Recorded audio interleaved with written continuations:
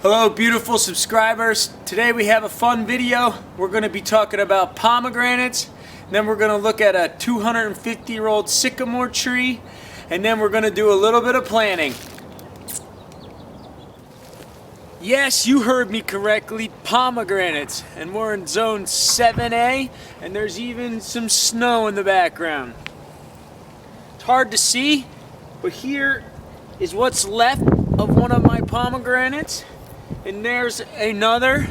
There's one type of pomegranate that you can grow this far north in zones 7 and 6, and it's the cold hardy Russian pomegranate, also known as the Salavatsky or Russian red pomegranate. I have been growing pomegranates for 5 years in zone 7A and only harvested the fruit one time. Here is a picture from 2 years ago of the fruit that I harvested. So if you look carefully right here, you can see that this pomegranate bush was once very big. This is the trunk, and only one piece has survived. I believe that it's dying because the soil is too wet, or it did get cold enough to kill it. Now, the Russian hardy pomegranate is good down to 0 degrees, but if you get a cold spell that lasts for a long period of time, it can still kill your plant in zone 7 and 6. So I don't even really recommend planting pomegranates because they are difficult, but I'm gonna try one more time. I got new ones, and we are going to plant them on the other side of the house where the soil is more aerated. So I knew it was going to be hard to grow pomegranates, even though they said they're cold hardy.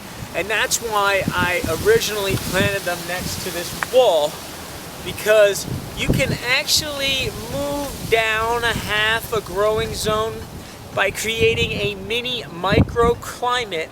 And what this wall does is it'll absorb the heat from the sun throughout the day, and then it'll radiate it out at night as the temperatures drop, and it's capable of keeping this area warmer than other areas in the property. After doing some research though, I don't honestly believe that they died because they got too cold.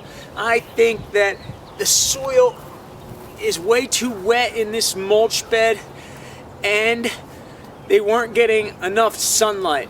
So if you look behind me, there is a 250-year-old sycamore tree, and this sycamore tree has gotten so big that it is blocking the sun throughout the day. Alright, so because the mulch bed's holding so much water, and because this tree is blocking so much sunlight, we are planting the new pomegranates on the other side of the house. Here's one more shot of this magnificent 250-year-old sycamore tree. It has to be one of the biggest sycamore trees, or biggest tree in general that I have seen in Pennsylvania. And we are very fortunate to have it here on the farm. Alright, so I'm going to go ahead and start planting these, and then I'll come back and show you the finished product. But I just wanted to say a few positive things about the Russian pomegranate, and that is it flowers extremely late in the season, so you never have to worry about a late frost. And the flowers are big, red, and beautiful. So out of those 5 years, I only actually got to pick fruit one time, but I did have beautiful flowers 4 of the 5 years. Just be careful when you're planting them, because they do have some pretty gnarly thorns. And this is actually nice when they get bigger, because it seems to keep the deer off of them.